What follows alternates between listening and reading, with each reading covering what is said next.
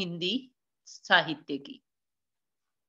तो सबसे पहले हम गैल हैमिल्टन ने, जो एक अमेरिकी पत्रकार थे, उन्होंने क्या लिखा है डायरी के बारे में कि किताब के दो आवरण पृष्ठों, आवरण होता है ढका हुआ, आवरण पृष्ठों पन्नों के बीच में जो लेखक डालता है वह लोक की संपदा है। कि देखिए, जो किताब के दो आवरण पृष्ठ हैं उसके बीच जो भी लेखक डालता है वो क्या है, वो संसार की संपदा हो जाती है, उसे कोई भी पढ़ सकता है। लेकिन जो कुछ वह खुद नहीं डालता, लेकिन जो कुछ वह खुद नहीं डालता वह उसकी निजी संपदा है। और जो कुछ वो दो आवरण पृष्ठों के बीच नहीं डालता है वह जो है एक लेखक की निजी संपदा हो जाती है। संपदा होती है संपत्ति, निजी मतलब स्वयं के लिए। तो इस बात से क्या समझ आया आपको कि जो दो आवरण पृष्ठों के बीच जो लेखक लिख डालता है वो जो है लोक की संपदा बन जाती है, उसे कोई भी पढ़ सकता है। और जो कुछ वह नहीं डालता दो आवरण पृष्ठों के बीच, वह लेखक की निजी संपदा रह जाती है। मोटे गत्ते की जिलद वाली उस नोटबुक से आप सभी परिचित होंगे। तो सबसे पहले हम डायरी के बारे में पढ़ते हैं बेटा। मोटे गत्ते की जो जिलद वाली नोटबुक होती है, हम सब जो है उससे परिचित होंगे, जिसके पन्नों पर साल के 365 दिनों की तिथियां क्रम से सजी होती हैं। क्रम से मतलब लगातार, जैसे 1, 2, 3 जनवरी से स्टार्ट होकर दिसंबर तक। हर तिथि के साथ एक या आधे पृष्ठ की खाली जगह छोड़ी जाती है। हर तिथि के साथ क्या है, एक या आधे पृष्ठ की खाली जगह छोड़ी जाती है। यह खाली जगह उस तिथि विशेष के साथ संबंध सूचनाओं या निजी बातों को दर्ज करने के लिए होती है। जो खाली जगह होती है, हम जो है उस तिथि से संबंधित जो है सूचनाओं को या कोई भी जो है हमारी निजी बात है तो उसे हम जो है दर्ज कर सकते हैं। किसमें? डायरी में। मसलन आने वाले किसी खास दिन के लिए तयशुदा दायित्व और कार्य योजनाएं उसमें लिखकर छोड़ी जा सकती हैं।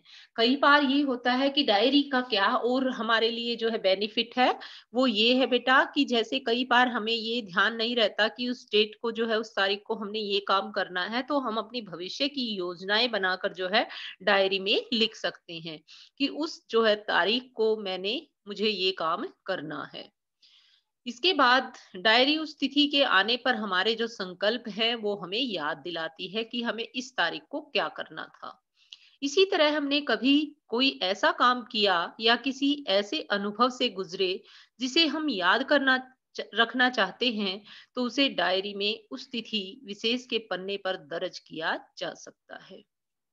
यदि हम किसी ऐसे गुजरे अनुभव को याद करना चाहते हैं तो उस तिथि को जो है डायरी के विशेष पन्ने पर उसी दिन के हिसाब से हम जो है दर्ज कर सकते हैं। ऐसा करके हम अपने काम या अनुभव को लिखित शब्दों के सुरक्षित ठिकाने पर पहुंचा देते हैं।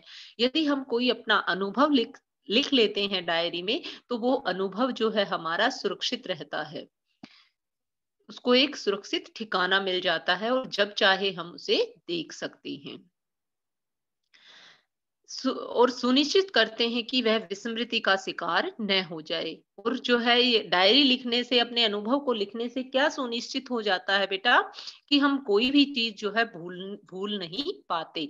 यदि हम उसे दोबारा देखना चाहते हैं तो हम चीज उसको देख सकते हैं।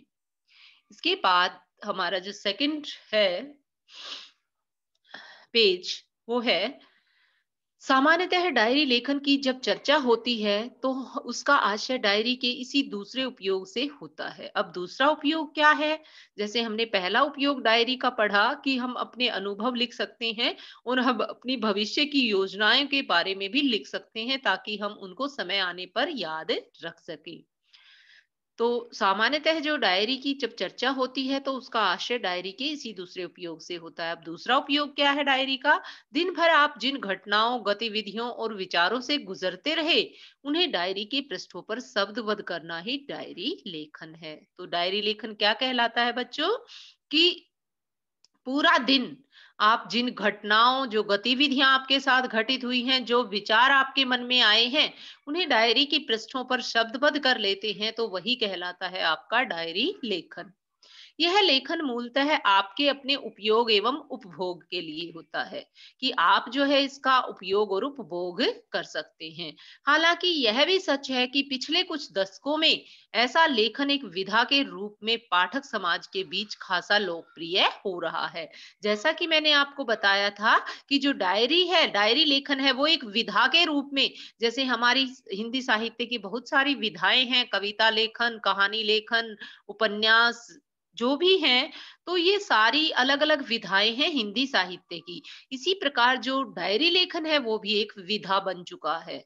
तो कहा गया है कि जैसे आपके अपने उपयोग एवं उपभोग के लिए डायरी होती है, लेकिन आजकल यह एक विधा के रूप में भी विकसित हो चुका है डायरी लेखन। इसके बाद जो है, क्या है बेटा कि डायरी लेखन पिछली सदी की सर्वाधिक पढ़ी गई पुस्तकों में से एक है। एनी फ्रैंक नामक एक किशोरी की पुस्तक का आकार छपी हुई डायरी। आपने पहले भी पढ़ा होगा बेटा एनी फ्रैंक के बारे में। तो एनी फ्रैंक की डायरी जो है वो कितनी फेमस हुई थी, ये आप नेक्स्ट पेज पे जान पाएंगे डिटेल में एनी फ्रैंक के बारे में। तो जब क्या था एनी फ्रैंक की डायरी में बेटा, उसने जो 1942 से 45 के दरमियान जो प्रथम विश्व युद्ध हुआ था, तो उस समय क्या हुआ था, उस समय जो है नाजी अत्याचार के बीच एम्स्टर्डम में छुपकर रहते हुए जो है एनी फ्रैंक ने वो डायरी लिखी थी। जब प्रथम विश्व युद्ध घटित हुआ, तो उस समय 1942 और 1944 के बीच में जो है ये डायरी लिखी गई थी, एनी फ्रैंक की डायरी। उसमें क्या था कि जो, क्योंकि ऐसा दस्तावेज कोई नहीं मिला कि उस समय जो है क्या घटनाएं घटित हुई प्रथम विश्व युद्ध के दौरान, तो एकमात्र एनी फ्रैंक की डायरी ही थी जो उस समय के इतिहास को दोहराती थी, कि किस प्रकार जो है उस समय का जो है जीवन जी रहे थे लोग, किस प्रकार नाजी जो है अत्याचार कर रहे थे यहूदियों पर। तो इस प्रकार जो है, जो एनी फ्रैंक की डायरी थी, जो उसकी पर्सनल थी, वो उसकी क्या बन गई थी, वो जो है सार्वजनिक होकर एक ऐतिहासिक दस्तावेज बन गई थी। किसकी? एनी फ्रैंक की डायरी। यह तो महज एक उदाहरण है। इस तरह चर्चा में आने वाली कई समान धर्मी कृतियां रही हैं। जैसे आपने अभी अभी पढ़ा था आलो आंधारी लेसन, जो हमने अपनी पुस्तक में पढ़ा था। तो उसमें क्या था बच्चों, वितान का जो हमने लेसन अभी अभी किया था, तो वो भी एक डायरी थी, बेबी हालदार की लिखी हुई एक डायरी थी, जिसमें वो अपनी रोजमर्रा की जो है जिन गतिविधियों से वो गुजरती थी, जिन घटनाओं से वो सारा लिख लेती थी, और किस प्रकार जो है वो एक डायरी के रूप में छप जाती है आलो आंधारी। इसी प्रकार जो है लेखक यही कहना चाहता है इस पाठ में कि किस प्रकार जो है एक पर्सनल हमारी जो डायरी है वो सार्वजनिक भी हम कर सकते हैं, लेकिन ये डिपेंड करता है हमारे ऊपर। लेकिन कई बार क्या है, कई कई बार जो है हमारे ऊपर दबाव भी होता है कि हम अपनी डायरी लिखें और उसे सार्वजनिक करें। जैसे जो लेखक हैं, कवि हैं, उनके ऊपर इस प्रकार का पत्रकारों का दबाव भी होता है। तो हिंदी में भी पिछले कुछ दशकों में कई बड़े रचनाकारों की डायरियां, जैसे मोहन राकेश की डायरी, रमेश चंद्र शाह की डायरी आदि भी किताबों के रूप में छप चुकी हैं, जिन्हें उनकी निजी जिंदगी तथा उनके दौर में झांकने के एक नायाब निमंत्रण के तौर पर बड़े चाव से पढ़ा जाता है। अब देखिए डायरी में क्या होता है बेटा, डायरी में जो है पर्सनल सूचनाओं के साथ साथ जिस भी लेखक की या कवि की डायरी होती है, उसमें उसकी जो है व्यक्तिगत घटनाओं के साथ साथ क्या होता है, उस समय के इतिहास के लेखे जोखे के बारे में भी हमें पता चलता है। कि जैसे एनी फ्रैंक की डायरी है, भाई जो घटनाएं उसके साथ घटित हुई थी वे हमारे उस समय के इतिहास को भी बयां करती हैं। तो हमें डायरियों से जो है उस समय के इतिहास का भी पता चलता है। इसके बाद क्या है कि जो रामवृक्ष बेनीपुरी की पैरों में पंख बांधकर और राहुल सांकृत्यायन की रूस में 25 मास, ये क्या थी बेटा, यात्रा वृतांत है ये हमारे। सेठ गोविंद दास की सुदूर दक्षिण पूर्व, कर्नल सज्जन सिंह की लद्दाख यात्रा की डायरी, डॉक्टर रघुवंश की हरी घास इत्यादि पुस्तकें यात्रा डायरी हैं। ये क्या है बेटा? यात्रा डायरी। जैसे मान लीजिए कवि या लेखक कहीं की भी यात्रा पर गया है तो वो रोज के अनुभव आपका अपने लिखता है, तो यात्रा वृतांत या यात्रा डायरी के रूप में वो जो है छप जाता है। 19वीं सदी के 5वें दशक में हिंदी के महान कवि और विचारक गजानन माधव मुक्तिबोध ने एक साहित्यिक की डायरी लिखकर साहित्यिक समस्याओं से संबंधित अपनी उधेड़बुन को उपयोगी पाठ बनाने का एक अद्भुत प्रयोग किया था। समकालीन पत्र पत्रिकाओं में भी रचनाकारों की डायरी के अंश छपते रहे हैं। तो गजानन माधव मुक्तिबोध जो महान कवि हुए हैं, उनकी रचना है एक साहित्यिक की डायरी। तो उसमें जो है उन्होंने साहित्य से संबंधित जो है समस्याओं का वर्णन किया है, जिसमें पाठकों को अक्सर उधेड़बुन की शैली में प्रकट होने वाले कुछ उत्तेजक विचार बिंदु, किसी यात्रा वृतांत या फिर साहित्य जगत की चटपटी खबरें पढ़ने को मिल जाती हैं। पाठकों को जो इस प्रकार की जो डायरी लिखी जाती है, जैसे एक साहित्यिक की डायरी, तो इससे क्या है कि जो पाठक हैं उनको जो है पता चल जाता है कि यात्रा वृतांत का या साहित्य जगत में क्या चल रहा है, उनकी चटपटी खबरों का जो है पता चल जाता है पाठक को, और वे इसमें रुचि लेकर पढ़ते हैं। कौन? पाठक। किस प्रकार की डायरियों को?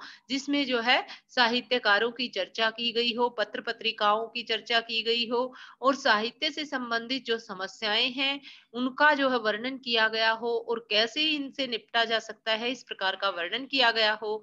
तो इस प्रकार की जो डायरियां छपती हैं तो उनको जो है जो पाठक हैं वो बड़े जो है रुचि के साथ पढ़ते हैं।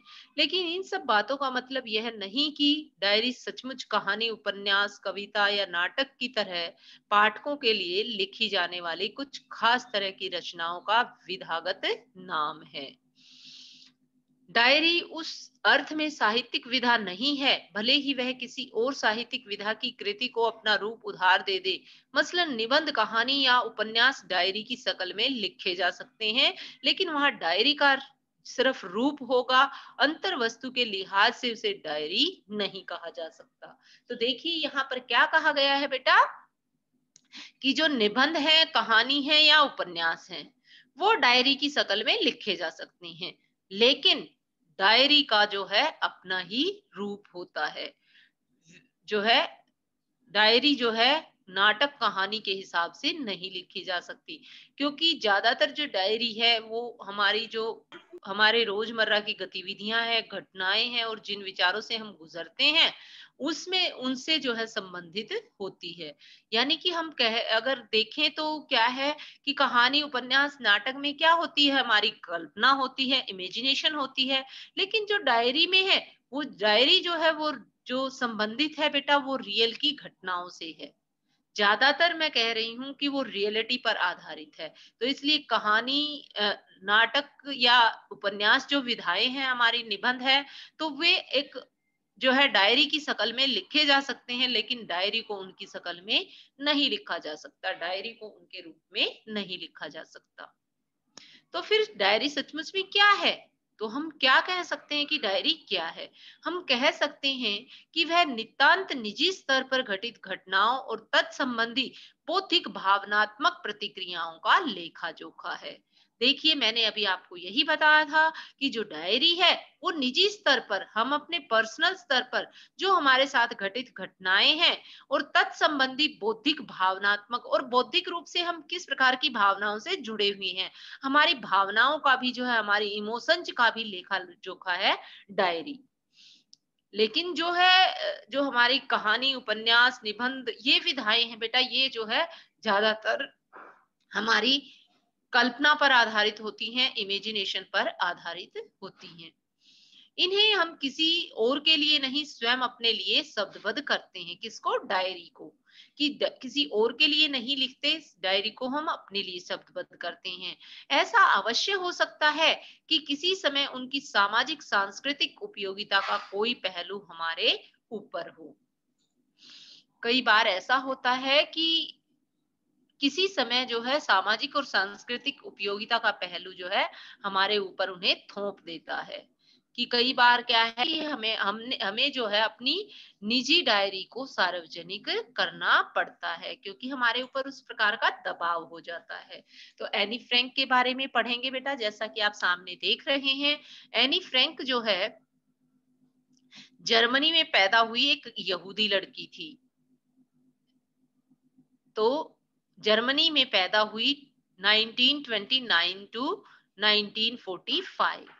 जर्मनी में जब नाजियों की सत्ता कायम हुई और यहूदियों पर अत्याचार शुरू हुए, तो वह परिवार समेत एम्स्टर्डम चली गई। कौन? Anne Frank. फिर नीदरलैंड्स पर भी नाजियों का कब्जा हुआ और यहूदियों पर अत्याचार का दौर शुरू हो गया। ऐसी स्थिति में जुलाई 1942 में उसका परिवार एक दफ्तर के गुप्त कमरे में छुप कर रहने लगा। 1942 में जो एनी फ्रैंक का परिवार था वो एक दफ्तर के गुप्त कमरे में छुपकर रहने लगा, जहां 2 साल बिताने के बाद वे नाजियों की पकड़ में आ गए और उन्हें यातना कैंप में पहुंचा दिया गया। यानी कि 2 साल तो वो छुपकर रहे नाजियों से, यहूदी थे ये लोग। तो लेकिन फिर वो जो है नाजियों की पकड़ में आ जाते हैं और उन्हें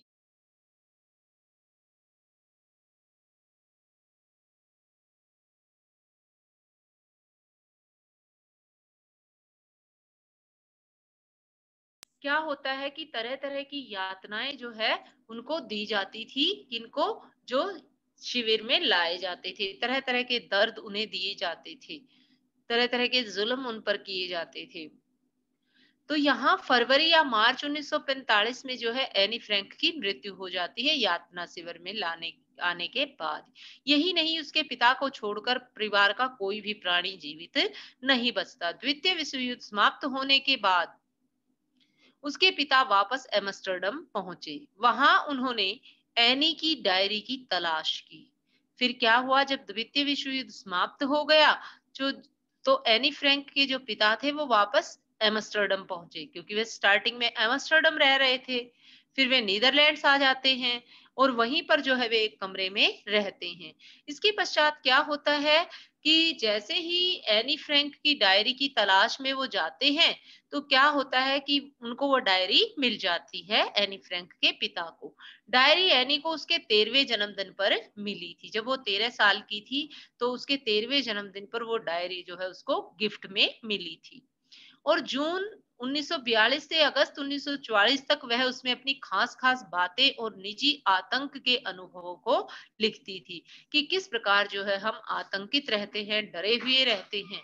उसके पिता ने महसूस किया कि एनी की डायरी इतिहास के उस भयावह दौर का एक अप्रतिम दस्तावेज है। तो एनी के पिता ने महसूस किया था कि जो एनी फ्रैंक की जो डायरी है वह एक अहम दस्तावेज है उस समय का, क्योंकि और तो कोई जो है प्राप्त ही नहीं हो रहा था उस समय का कोई दस्तावेज। तो ये एक अहम दस्तावेज था। एनी के पिता ने जो है काफी भागदौड़ की उसको छपवाने के लिए। तो दौड़ धूप खूब शुरू की उसने। 1947 में मूलतः डच में लिखी गई यह डायरी अंग्रेजी में the diary of a young girl के नाम से प्रकाशित हुई। तो जो एनी फ्रैंक की डायरी थी बेटा वो डच भाषा में लिखी गई थी, और जो है ये डायरी जो है अंग्रेजी भाषा में the diary of a young girl के नाम से प्रकाशित हुई। यह 20वीं सदी की सर्वाधिक पढ़ी गई पुस्तकों में से एक है। सबसे अधिक, सर्वाधिक मतलब जो एनी फ्रैंक की डायरी है वो सबसे ज्यादा पढ़ी गई थी। कई जगह इसे पाठ्यक्रम में भी रखा गया है। इत्या इहलबर्ग ने एक वाक्य में इस पुस्तक की सबसे बड़ी विशेषता को रेखांकित किया है कि यह 60 लाख लोगों की तरफ से बोलने वाली एक आवाज है। एक ऐसी आवाज जो किसी संत या कवि की नहीं बल्कि एक साधारण लड़की की है। 60 लाख लोग कौन से थे? जो द्वितीय विश्व युद्ध में शामिल थे। उन लोगों के बारे में, उन लोगों की सोच के बारे में कहीं कोई दस्तावेज नहीं मिलता। एकमात्र यही ऐसा दस्तावेज है जो उनकी आवाज को बुलंद करता है। सार्वजनिक कर देने का दबाव जो है कई बार होता है कि हम अपनी पर्सनल डायरी का को जो है सार्वजनिक करने का हमारे ऊपर दबाव होता है। लेकिन इसका मतलब यह नहीं कि वह सार्वजनिक किए जाने के लिए ही लिखी जाती है। शुद्ध लेखन के स्तर पर देखें तो वह अपना ही अंतरंग साक्षात्कार है। यदि हम लेखन के तौर पर देखें तो जो डायरी लेखन है वो अपना ही इंटरव्यू है। हम अपने आप से अपना ही इंटरव्यू लेते हैं कि हम कहाँ सही हैं, कहाँ गलत हैं। तो यदि हम रोजमर्रा की घटनाओं को हम लिखते हैं बेटा, तो हम अपना इंटरव्यू स्वयं ले लेते हैं, क्योंकि जब हम उसे पढ़ते हैं दोबारा तो हमें पता चल जाता है कि हाँ, हम उस जगह गलत थे, उस जगह ठीक थे। हमारे साथ ये घटित हुआ तो ये सही हुआ या गलत हुआ। लेकिन घटना घटित होने के टाइम पर, समय पर शायद हमारा जो सोच होती है वो अलग होती है। लेकिन जब हम दोबारा शांत मन से उस घटनाओं के बारे में पढ़ते हैं, तो हम अपना जो साक्षात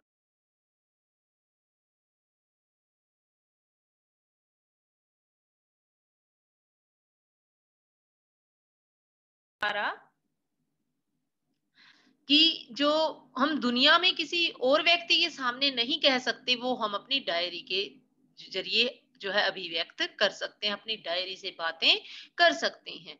जो हम किसी के सामने नहीं कह सकते वो डायरी में लिख सकते हैं।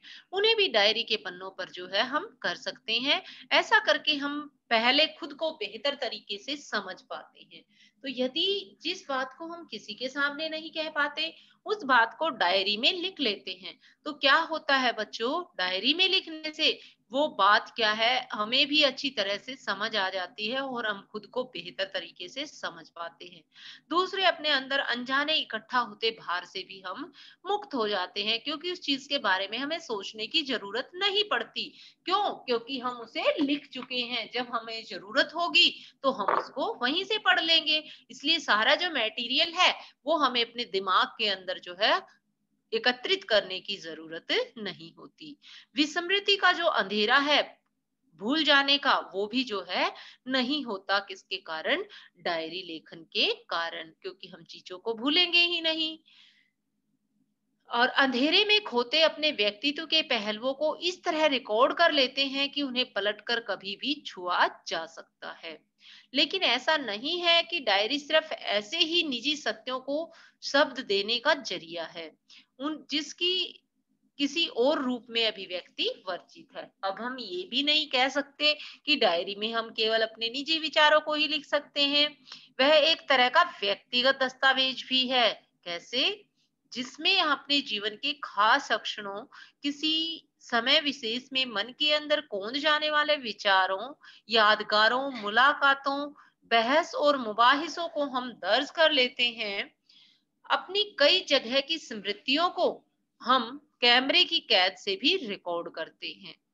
कई बार तो हम डायरी में लिख लेते हैं और कई बार क्या है, उन यादों को हम कैमरे में रिकॉर्ड कर लेते हैं, फोटोशूट कर लेते हैं।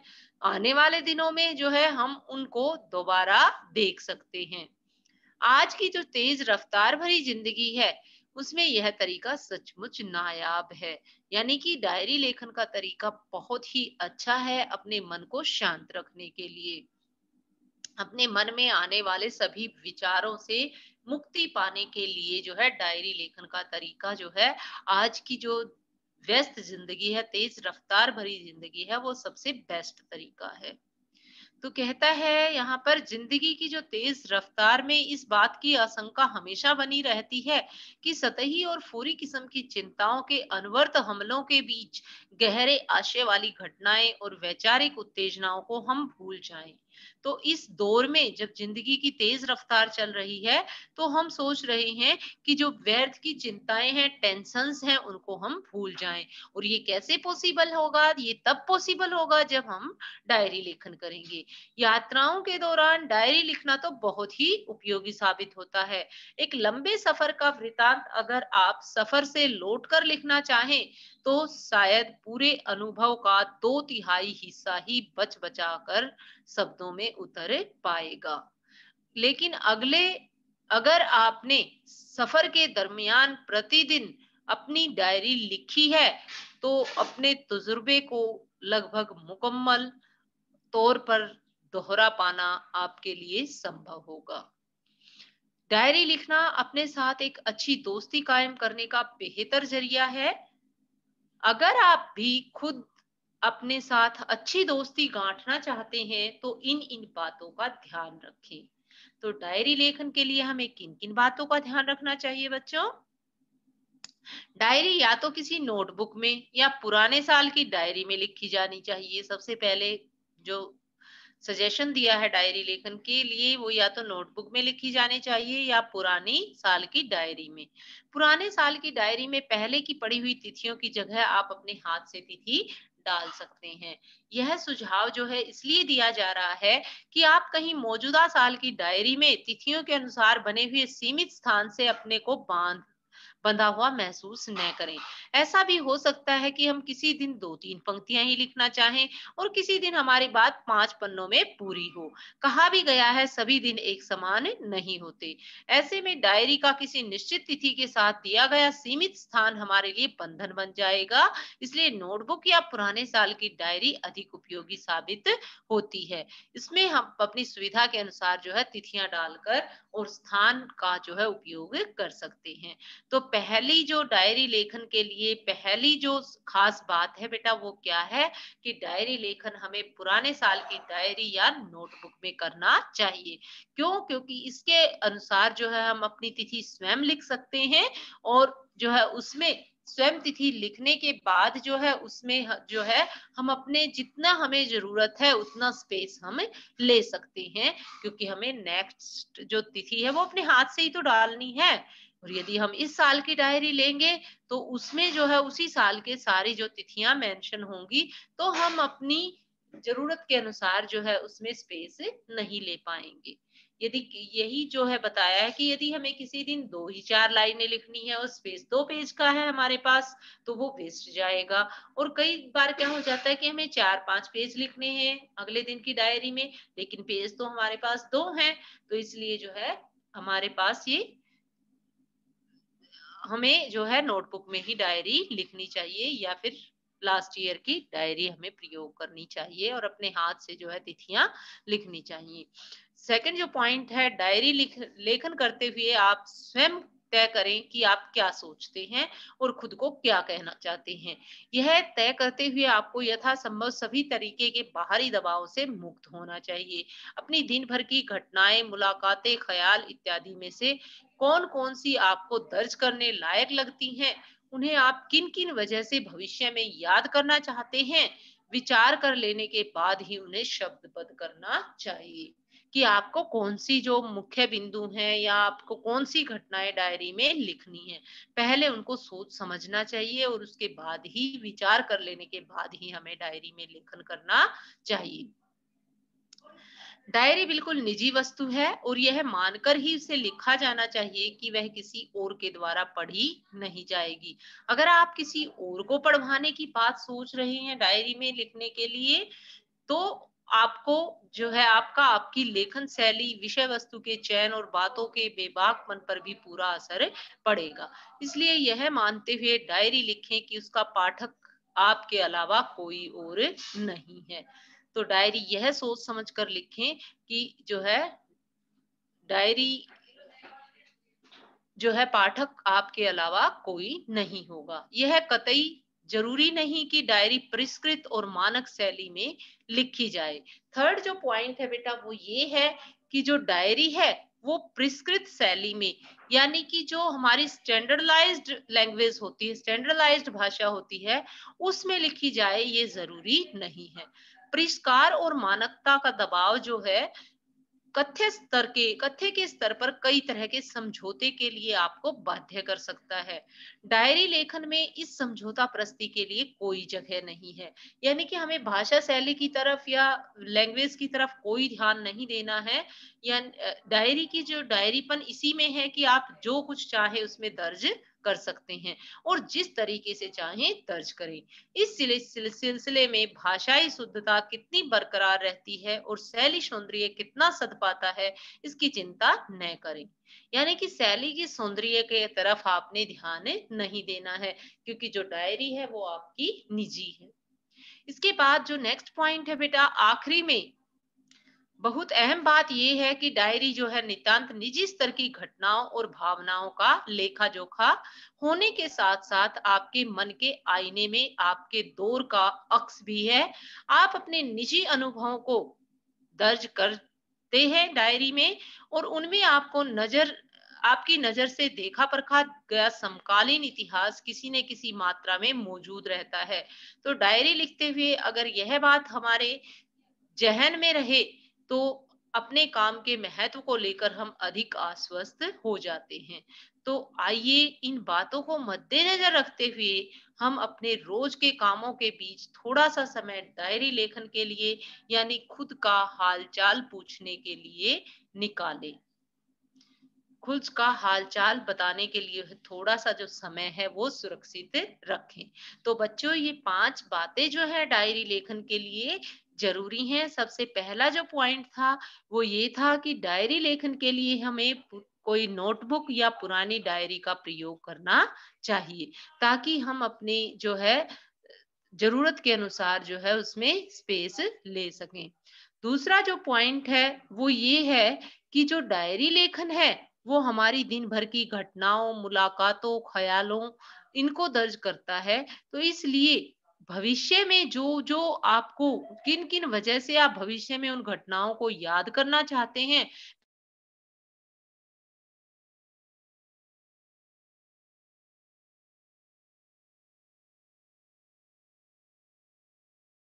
ने लिखनी है। उसके बाद जो है डायरी में लिखें। जो तीसरा पॉइंट है, मैं फिर रिपीट कर रही हूँ बेटा, ये पांचों पॉइंट की डायरी लिखते हुए हमें किन किन बातों का ध्यान रखना चाहिए। तो थर्ड जो पॉइंट है वो ये है कि डायरी जो है आपकी बिल्कुल निजी वस्तु है। तो यह मानकर ही लिखा जाना चाहिए कि वह किसी और के द्वारा नहीं पढ़ी जाएगी मतलब। और अगर डायरी जो है आपकी जो लेखन शैली है, विषय वस्तु है, तो उनके ऊपर जो है असर पड़े, लेखन शैली का ऐसा नहीं है। तो डायरी यह मानते हुए लिखें कि उसका पाठक आपके अलावा कोई नहीं है। यानी कि आपकी भावनाओं से भी जो है डायरी जुड़ी होनी चाहिए, और डायरी यह सोच समझ कर लिखी जानी चाहिए कि आपके अलावा जो है इसका पाठक कोई नहीं है। लास्ट में बेटा जो लास्ट पॉइंट है वो ये है कि हमें स्टाइल का, भाषा शैली का या स्टैंडर्डाइज्ड भाषा का कोई ध्यान इसमें ज्यादा नहीं रखना होता, क्योंकि जो डायरी है वो आपकी निजी वस्तु है। हाँ, हम इसे यह सोचकर लिखते हैं कि हमारे अलावा इसे कोई नहीं पढ़ेगा। और आखिरी में जो सबसे मेन पॉइंट है वो ये है कि जो डायरी है वो हमारे उस समय के इतिहास को भी दर्शाती है। किसी न किसी टाइप में, किसी न किसी प्रकार में जो है हमारा उस समय का इतिहास भी हमारी डायरी से जुड़ा रहता है। तो डायरी लिखते समय जो है हमारे जेहन में, हमारे मन में ये बात भी होनी चाहिए कि हम अपने काम के महत्व को लेकर कितने आश्वस्त हैं। ये बात जो है ध्यान रखने के साथ-साथ हमें ये भी ध्यान रखना चाहिए कि जो डायरी है वो अपने किसी भी अ, उस प्रकार से जो है हमारे उस समय के इतिहास को भी दर्शाती है। तो आज का जो चैप्टर है बच्चों हमारा यहीं समाप्त होता है बेटा, और जो डायरी लेखन है वो जो चैप्टर है वो हमारा कंप्लीट हो चुका है। और इसके बाद जो डायरी का हम